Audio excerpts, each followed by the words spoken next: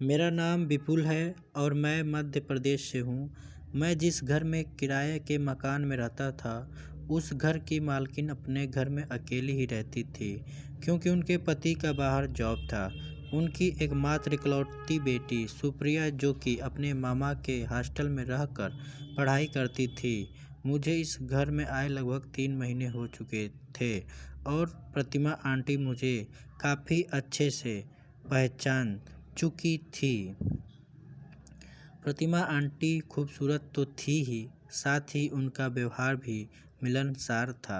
एक दिन मैं बाहर धूप में बैठा था और प्रतिमा आंटी कपड़े धो रही थी, तो उन्होंने मुझसे वह कपड़े छत पर डालने को कहा।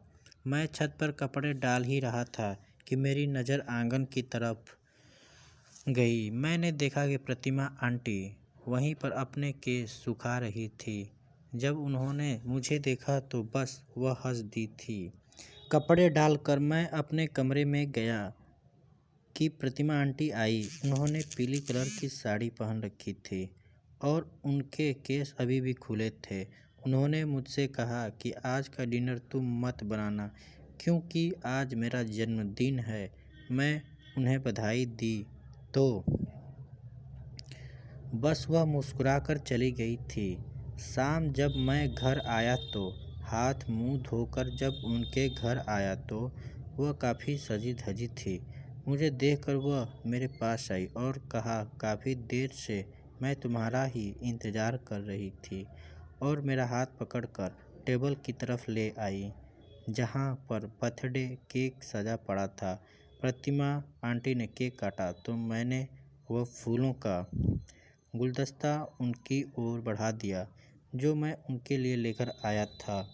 डिनर कर हम दोनों आमने सामने बैठे बातें ही कर रहे थे, तभी अचानक से लाइट चली गई और प्रतिमा आंटी वहाँ से उठकर अपने कमरे में इमरजेंसी लाइट को ढूंढ ही रही थी कि तभी उनकी चीख सुनकर मैं अंधेरे में उस और आया ही था कि किसी ने मेरा हाथ पकड़ा। अंधेरे की वजह से मुझे कुछ नहीं दिख रहा था। तभी लाइट आई और मैंने देखा कि आंटी बिल्कुल ही काँप सी रही थी और उन्होंने मुझसे कहा कि एक मोटे से चूहे ने मुझ पर छलांग लगा दिया था।